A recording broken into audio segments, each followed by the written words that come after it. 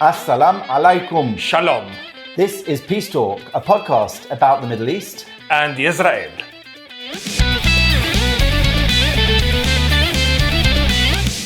I'm Jonathan Sacerdoti, a Jewish journalist based here in London. And I am Moataz Khalil, Muslim Egyptian journalist based in London. Thanks for joining us. In today's episode, we have two guests for you. We're here in London, but we'll be crossing to Israel and to Bahrain to speak to Kobi Michael first, who will update us on exactly what's going on in the war between Israel and Hamas. And also we'll speak with Fatema Al Harbi, who is in Bahrain. She is an activist with Sharaka, encouraging peaceful coexistence between Jews in Israel and Arabs in the wider Middle East. I saw the videos, people using the name of God, saying Allah is great, Allahu Akbar, and then killing children in their pajamas and raping women and beheading people.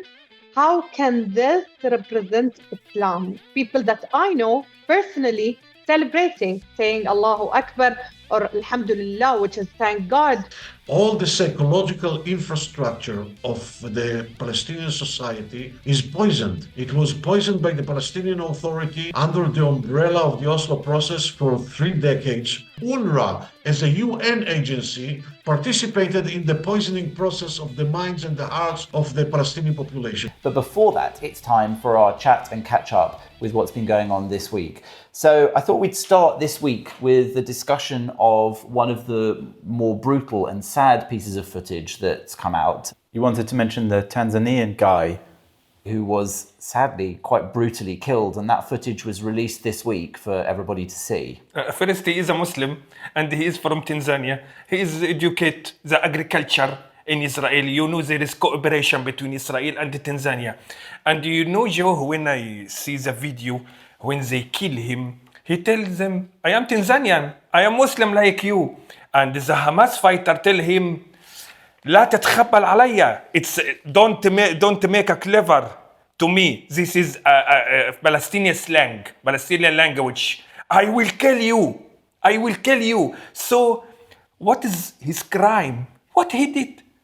Because he is a black man, they think that he come from Flasha or in Arab in Israel. I think it's particularly horrible to see what he did, because the treatment of him was also really brutal. They stabbed him with a kitchen knife. Yes, and after that shot him in the face afterwards. Yes.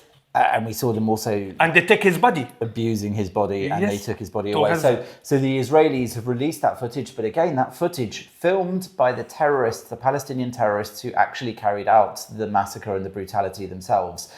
And it seems that in this case, one of the reasons they're releasing it is they want the world to see that it's not just Jews, it's not just white people, it's people from all over the world who just happen to be in Israel. And in this case, many have commented on the silence of groups like Black Lives Matter about this. They're saying perhaps this black life didn't matter. Exactly. Moving on as well, we've got the hostage video that Hamas released, and they said that they were releasing this video, they've captioned it and even put in a song at the beginning, one of the Psalms, Psalm 71, and the quote is, "Cast me not off in the times of old age." So they've translated it loosely with their subtitles as "Don't leave us to grow old here, don't abandon us." It shows 3 elderly men from Israel who were kidnapped by Hamas on the 7th of October. They were taken into Gaza. Yes. Their wives, in fact, have been released, yes. But they're still there. They don't look well at all.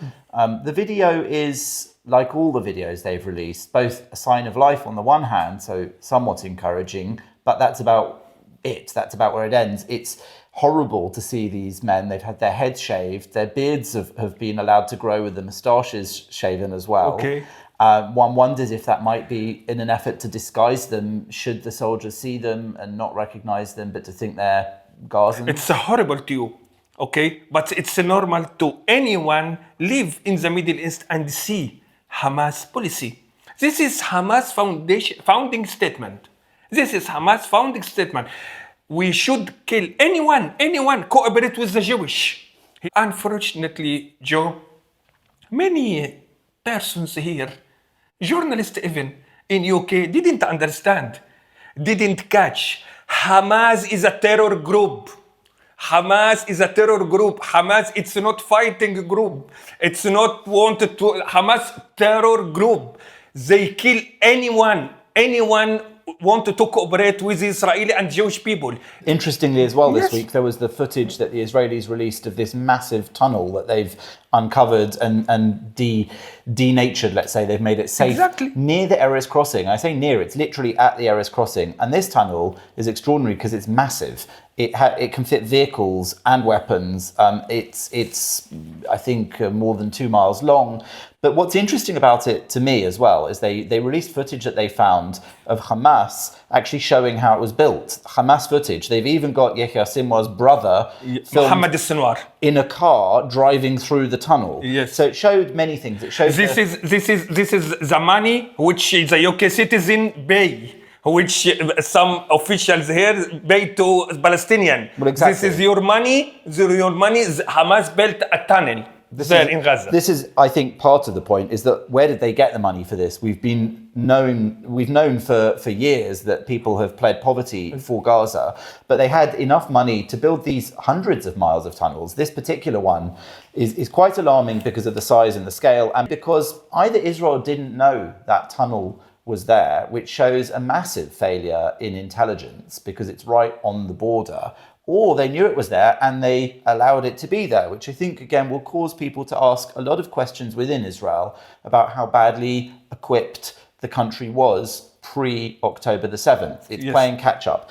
And moving on from those two videos, the hostage video, the heartbreaking hostage video of those three elderly gentlemen, to another interesting video released this week, newly released footage from the interrogation of the director of Kamal Adwan Hospital in Gaza.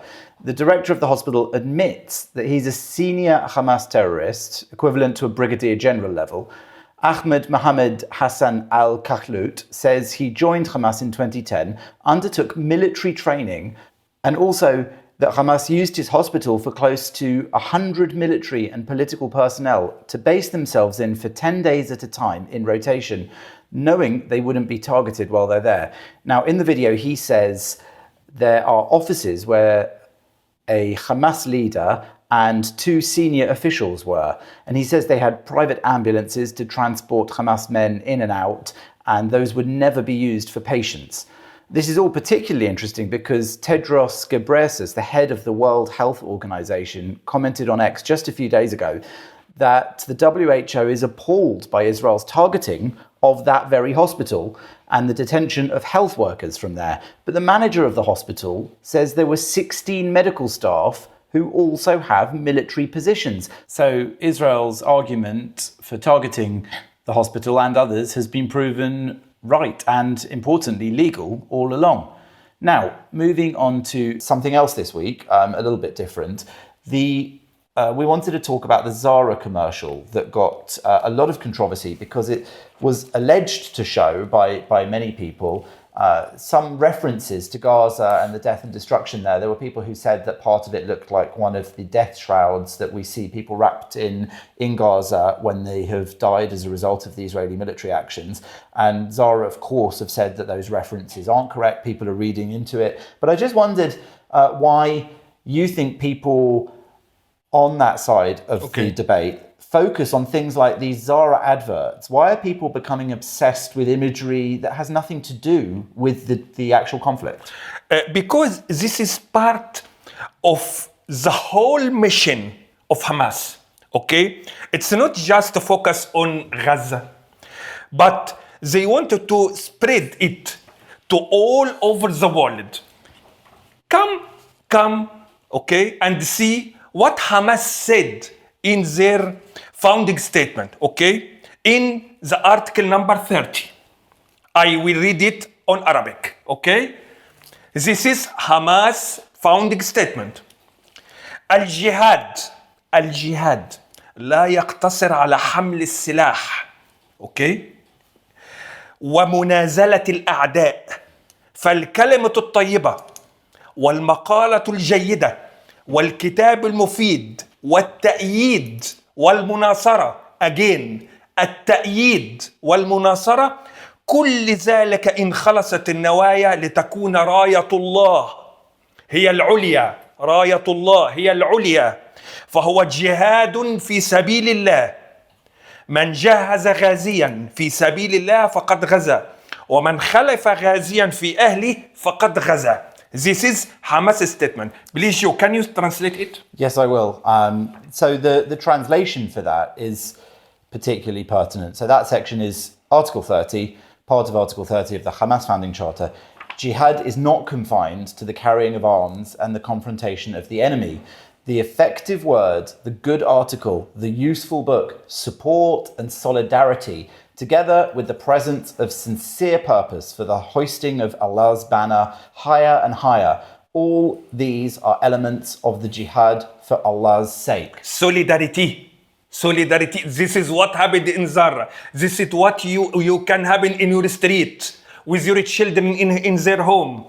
You can saw it in Canada, in Zara, and even here in UK. They wanted to attack some Zara stores. Even here, it is not Palestinian demonstration. It's Hamas demonstration. This is Hamas guys. This is Hamas men and women. When you see their statements, founding statement, you can understand easily. It's not Palestinian demonstration. It's Hamas demonstration. And I think what you're saying is that the charter itself calls not only for battle, the type of which we saw on the 7th of October, but they would call that battle, incidentally. I certainly wouldn't. I would call it brutal terrorism. But you're saying that this concept of support and solidarity, even the good article, the useful book, support and solidarity. So they're saying that they want their foot soldiers to go out and write in the Western media. They want their foot soldiers to go out and protest against Western stores like Zara, to basically make every part of society. Earlier on, it says writers, intellectuals, media people, orators, educators and teachers, and all the various sectors in the Arab and Islamic world, all of them are called upon to perform their role, to fulfill their duty because of the ferocity of the Zionist offensive and the Zionist influence in many countries exercised through financial and media control, as well as the consequences that all this led to in the greater part of the world. So my point there is, when you hear that, it's classic conspiracy anti-Semitism. By the way, Hamas is clear.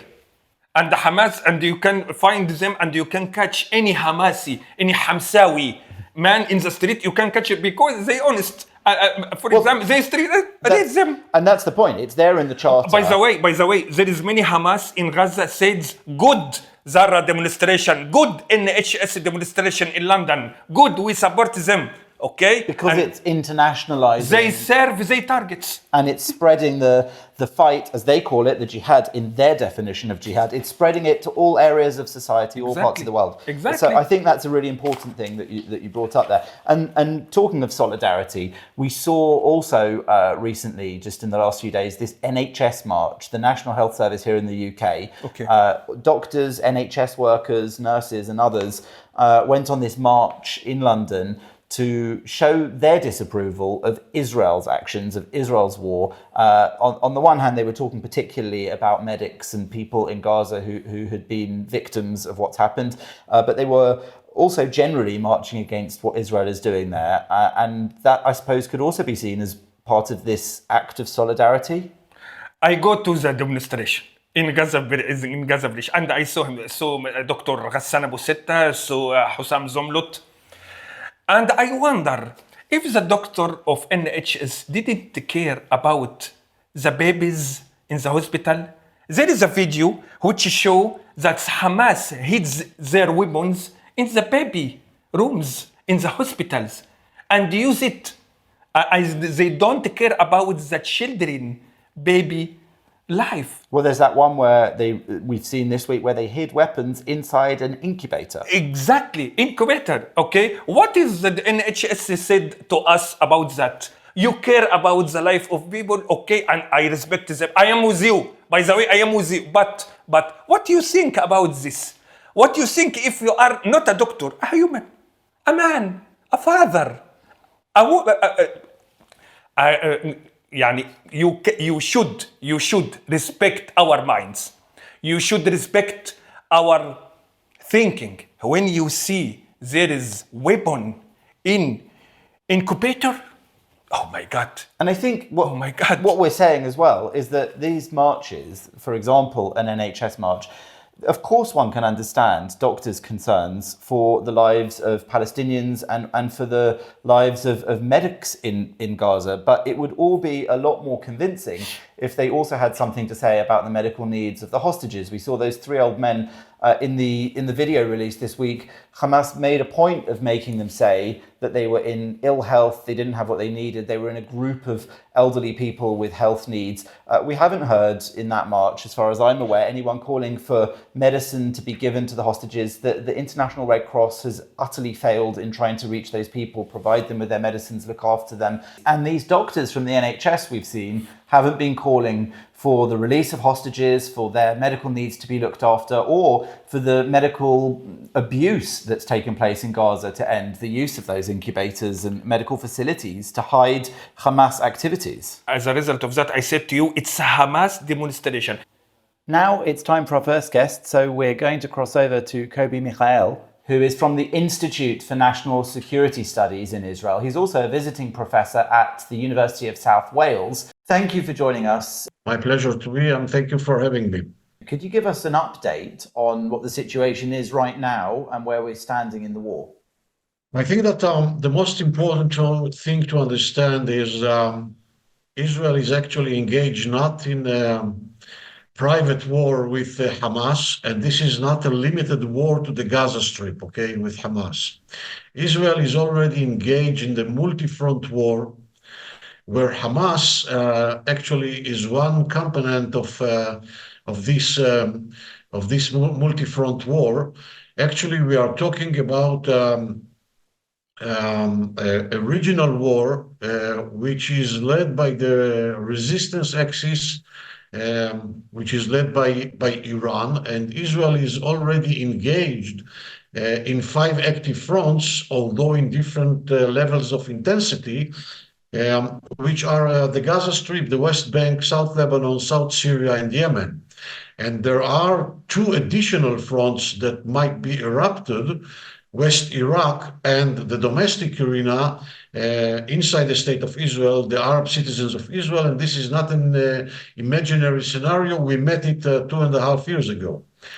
And the things are getting even more complex because this resistance axis, which is led by Iran, where Hamas is one component of this axis, is supported by Russia and China. Therefore, the regional war becomes to be a global issue because everything that happens here impacts and affects immediately the other conflict arenas in the entire globe, be it Ukraine or the Southern Chinese Sea or any other conflict arena. We are concentrating now in the war against Hamas, but as I said before, we are already engaged in other fronts as well. Now, with regard to the situation in the Gaza Strip, we have to understand the complexity of this theater, of this battle zone. Most of the population supported Hamas before the atrocities of October 7th, and a bigger part of this population supports Hamas after the atrocities of October 7th. And these are not my estimations, okay? These are the findings of the last survey or the last poll that was published just recently, a few days ago by Khalil.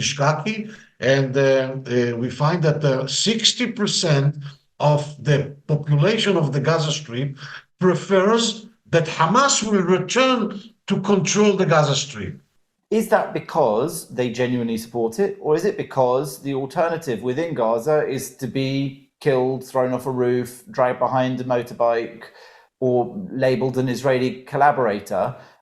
Or is it genuine ideological approval of Hamas? And also, is it because, effectively, Hamas has been the organization which has successfully returned the world, the US, the West, to talking about a 2-state solution, something that was barely talked about since the Abraham Accords at the very least? We are talking about a combination of explanations, but I would say that the leading explanation in my mind is that we are talking about a very sick society. about a very ill society. All the psychological infrastructure of the Palestinian society is poisoned. It was poisoned by the Palestinian Authority under the umbrella of the Oslo process for 3 decades, the entity that eventually educated its people for hatred towards the Jews, for demonization and delegitimization of the state of Israel, for murdering Jews. Okay, this is an entity that nurtured terrorism and supports terrorism by paying money to terrorists in the Israeli prisons and to their families, by glorifying martyrs who are terrorists that were killed by the IDF, including, by the way, Palestinian Authority security apparatuses personnel that participated actively as terrorists and were killed as active terrorists in the last months in the West Bank. This is an authority that all of its officials incite against Israel in all the media platforms who are under direct control of this authority. And this is an authority that hasn't found yet the time and the opportunity to condemn the atrocities of October 7th. And this is an authority that its leader, President Abbas, continues rejecting or continue ignoring, okay, the Holocaust. And this is a Palestinian Authority where its officials, like Jibril Rajoub, for an example, a very senior official of the PLO, the PA, and Fatah, that was considered in the past as peacenik, okay, as one who supports peace, just 2 weeks ago said that the atrocities of October 7th are not only justified, but atrocities in a bigger scale will come out from the West Bank following the atrocities of October 7th. And they said that in the Palestinian TV. Official Yes. Palestinian TV.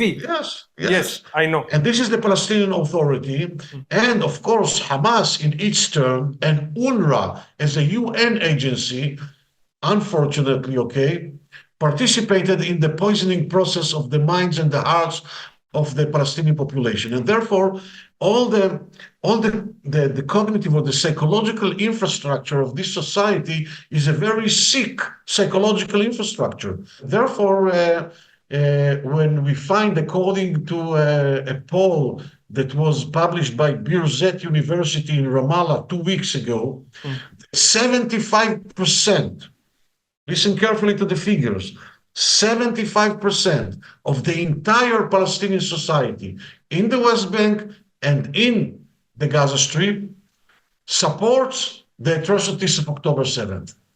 So with whom exactly we have to deal? Even in Egypt, there is more than 80% supports that.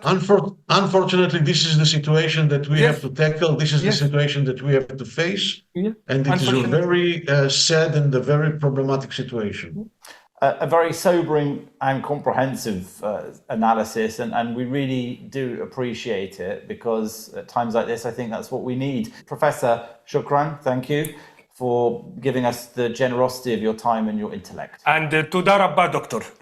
Now, we're delighted to have Fatema Al Harbi with us, who is the Gulf Affairs Director of Sharaka. Fatema, thank you for joining us and welcome to Peace Talk. Thank you. Thank you for having me. I'm excited to be on the podcast. You and I first spoke a couple of years ago when I wrote a profile of Arab online influencers who were Zionists. But since then, quite a lot's changed. That was in the wake of the Abraham Accords. Firstly, could you tell us a bit about Sharaka, what it is and how you got involved? Of course. Sharaka is non-profit, non-governmental NGO stationed in the Gulf states, Bahrain and UAE, and also Israel and Morocco. It was established right after the accord signing. We didn't want it to stay on the governmental level. We wanted to take it to the people level and have people-to-people engagement between the Abraham Accords countries. And we have a lot of programs in Sharaka since then. We started with trips like culture exchange trips between Israelis and Bahrainis and Emiratis. And then we expanded in so much more programs like the Holocaust programs and the US delegation speaking tours and so much more. And I got involved by coincidence. I just wanted to say the short version of the story, that it was a coincidence. I got invited to go on the first delegation actually going to Israel. And since then, it all started. I didn't have any agenda or any goal, except I was curious to see the country and to meet the people. That was it. And since that, I found my message. I've been advocating for peace with Sharaka. I saw you, and there is amazing photos in Ben Gurion Airport. Yeah. Okay. Fatima, what was the reaction of your friends and family when you joined to Sharaka? Of course. Since the first trip I took to Israel, people were shocked because they didn't think there will be people-to-people interaction. And then they saw me in that, so they were surprised. Some of them were curious to know why I did it or what was my reason. But some of them, the distant family and friends, were... I received so much pushback from them and so much hate because of only visiting another country. I didn't have any other goal of visiting the country except knowing the country and knowing the people. But they said, I'm a traitor. You shouldn't be Muslim anymore, and all kind of hate speech you can imagine. You mentioned the Holocaust education program, which of course is a really important part of Sharaka's activities, because I think that from what I understand, there's very little Holocaust education throughout the Arab Middle East. Exactly. And it's such a fundamental and important part, not just of Jewish history, but of 20th century history. Tell me a bit about your experience before and after Sharaka and the trips in terms of Holocaust education and how that's changed over time. Of course. The thing is, in the Arab states, we either don't have any Holocaust education or there is denial. So much throughout the generations, they don't know much, except if they were researching themselves. They don't get it from the education system. They don't get it from the media. They don't get it at all. So we thought it's an important tool to be used, that we need people to know more about the Holocaust and this dark part of the history, using it to find extremism, to fight extremism, because we can see how there is Islamophobia, there is anti-Semitism emerging on all over the world. So we thought it's an important tool to use the Holocaust education to make Muslims and Arabs in the region to know more about this and to have tools to actually fight extremism in so much ways, through education, through social media, and so much more. And has it been successful? It is. I think we have now more than 200 people, graduates of the program, and it is on hold now because of all the situation happening. We actually had part of the program going to Israel the 7th of October. They were about to fly to Israel the 7th of October to finish their program, but that got postponed because of the current situation. But it is a successful program. 200 from Bahrain? No. From the whole Middle East, and we have also Arabs living in Europe and the US. You have Egyptian? Yeah, we do have Egyptians. Okay, yeah. And they understand. Okay, Fatima, what do you think about what happened in the 7th of October and rapes the women, killed children? You see, and Hamas fought to it and urges it and show all the world about it. And just, I understand that you actually also viewed the 47-minute film edited from the footage of the Hamas GoPros that the Israeli government have put out. So tell us also a bit about that. Sure. Of course, the 7th of October came when it happened. We saw the videos emerging on the social media, and we saw people celebrating the deaths of people and dead bodies in the streets with their either pajamas or naked, just because they're Israelis or they're Jewish, some of them Israeli Arabs. That shocked me because I saw the videos, people using the name of God, saying Allah is great, Allahu Akbar, and then killing children in their pajamas and raping women and beheading people. How can this represent Islam? I've grown in a Muslim country, Muslim family. I've known Islam. This is not Islam. We have actually like rules for wars that you can't touch a civilian, even if it was a man that can't defend themselves with a gun or something. And they broke all these rules. We saw this on the 7th of October. And the moment we saw that using Islam, and the moment that happened, we knew immediately what will happen to the innocent people also in Gaza, because they used in the name of Islam, and also in the way of like doing this for the Gazans.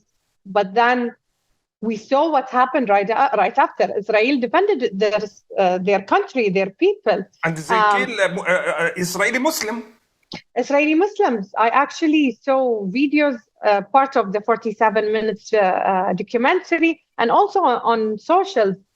There were Arabs with hijab, wearing hijab. Exactly. How can you?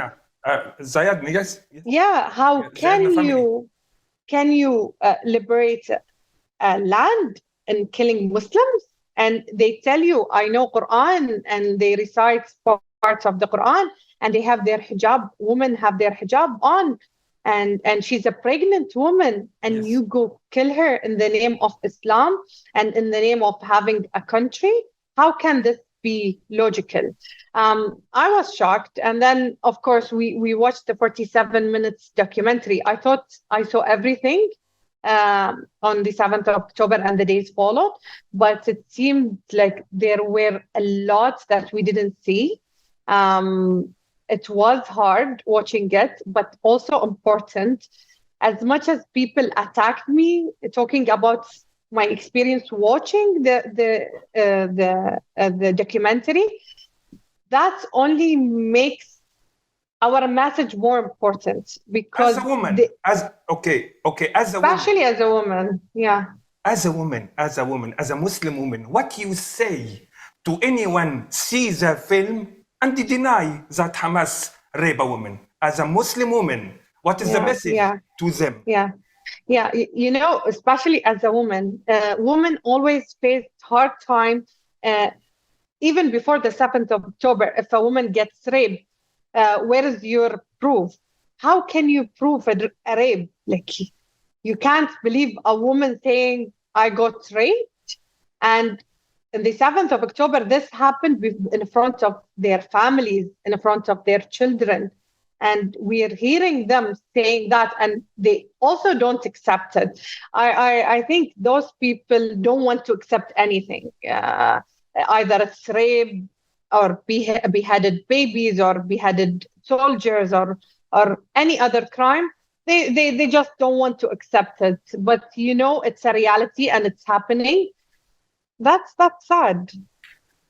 Regarding the videos, because I watched them and I thought I'd seen everything too. I'd watched everything that I could find on Telegram as it happened. I thought it was so important for us as journalists, but also as citizens, to see what's going on in the world. But then when I saw the footage from the Israelis, I was actually shocked. And one of the things that shocked me, and it won't have been the same for Moataz or for you, is I can't speak Arabic. So when I saw the subtitles of what they were saying while they carried out the massacre, I found it doubly horrific because of the extent of the celebration and the extent of the glee that many of them seem to take in the actions.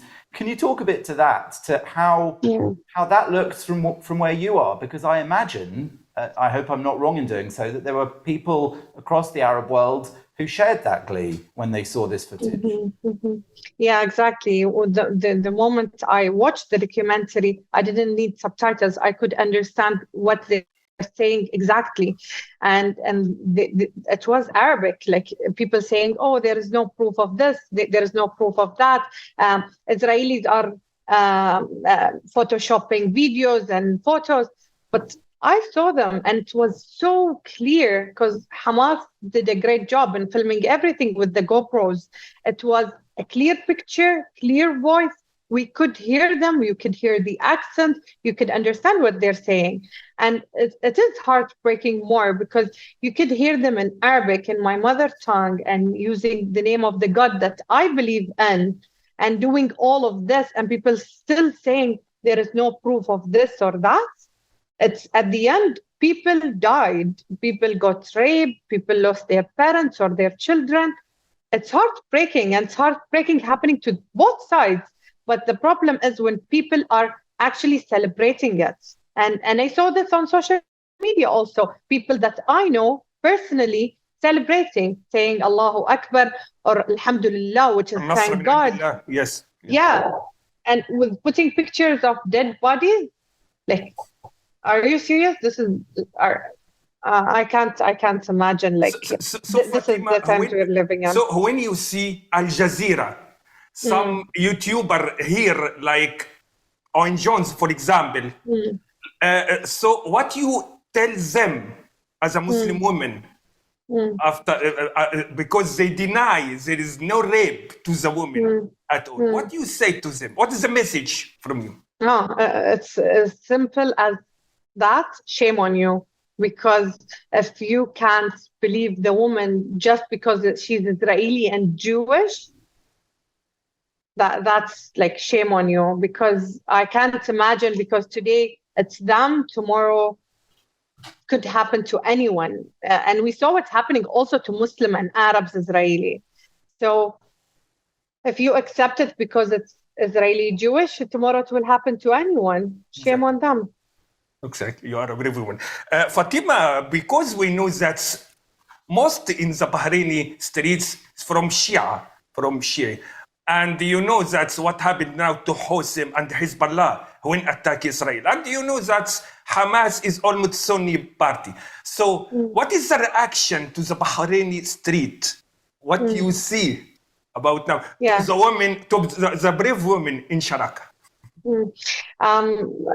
The people here in Bahrain mostly stand with Palestinians, and I understand, of course, if they stand with Palestinians. But the part that I don't understand, that they encourage or happy about the killings of women and children just because they're not Palestinians, they're Israelis and Jewish. And as I said earlier, it's heartbreaking what's happening to innocent people from both sides.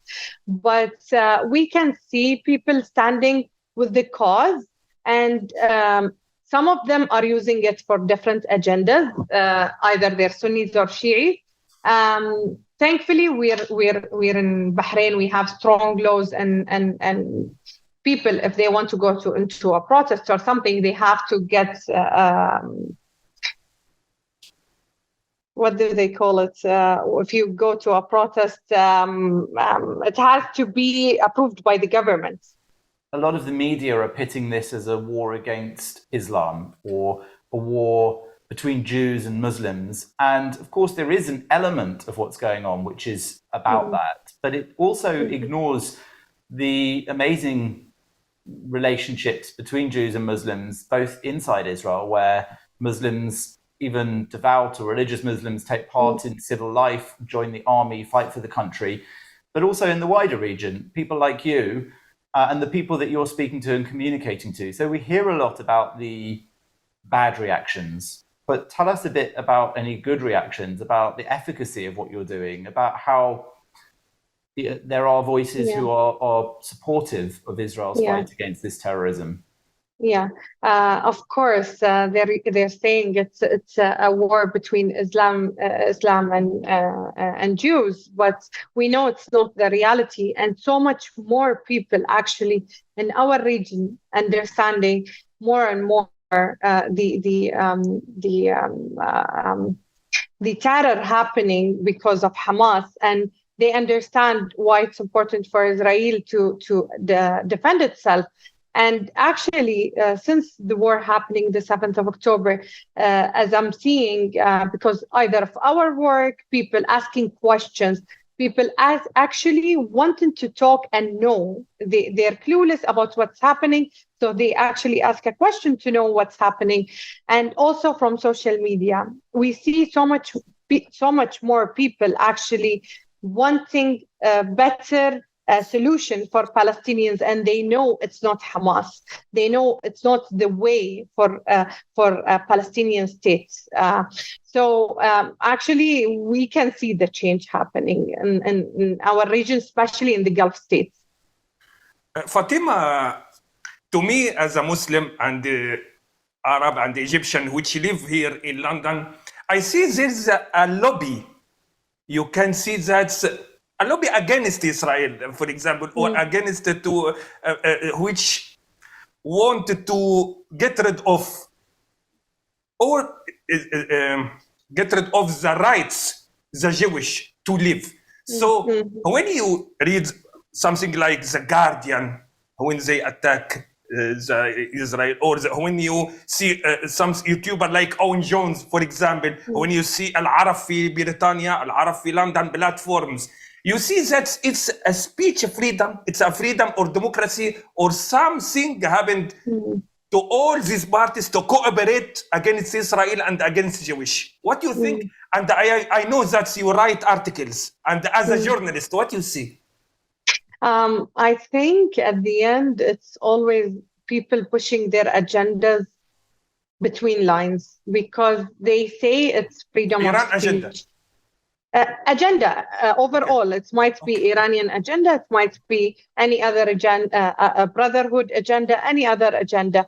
But we know so much people, also here in Bahrain, people are using this cause to attack Israel for any other agenda. It might not be only for the Palestinian cause. And we saw this actually, we can see this every day happening. And I think the problem is that, especially in the Western world, is that they always use it under freedom of speech. But, too much freedom of speech is a problem also. So I think they use it only as a tool for pushing their agendas for any other reasons. God knows. Well, just before we wind up, I wonder if you can tell me, has this been a setback for Sharaka, for the Abraham Accords more widely, or actually is the work that you're doing and the realities of those new official relationships one that can give us hope for the future after this conflict ends, after Hamas is depleted or destroyed in Gaza? What's your vision for the future now? Yeah, exactly. When the 7th of October happened, I actually lost hope for peace. And I didn't think that will be light at the end of the tunnel. I thought it's the end for the Accords, for Sharaka, for us. But days after, when we understood what's happening and we understood the importance of our message, that we got back to work and we worked even much more, because we know it's important now. It's in the times of war that the message of peace is important. So we actually started online conferences for people to get more information.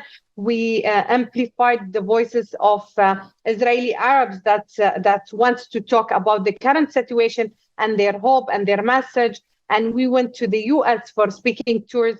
And actually, it was one of the most successful tours.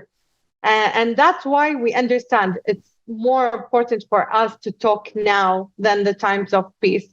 And my message is, of course, peace for Israelis, for Palestinians, and hopefully a stable Middle East very soon. Thank you so much for what you're doing. All strength to you. And really, let's hope, because you embody in the work you're doing exactly what we hope to do in our own small way with this podcast, with Peace Talk. I think we all need to talk more and we need to understand each other better. And you're doing an amazing job with your colleagues at Sharaka in that respect. So thank you. And thanks for giving us your time. Thank you. Thank you very much. Thank you for hosting me. Thank you, Fatima. By Arabic, ألف شكر. By Egyptian شكراً. slang, ألف مليون شكر. شكرا لك ما قصرت. That's all we've got time for this week, but thank you for watching and listening. We hope you've enjoyed and learned as much as we have from our guests. We hope that you enjoy our interview, and shalom. Salam.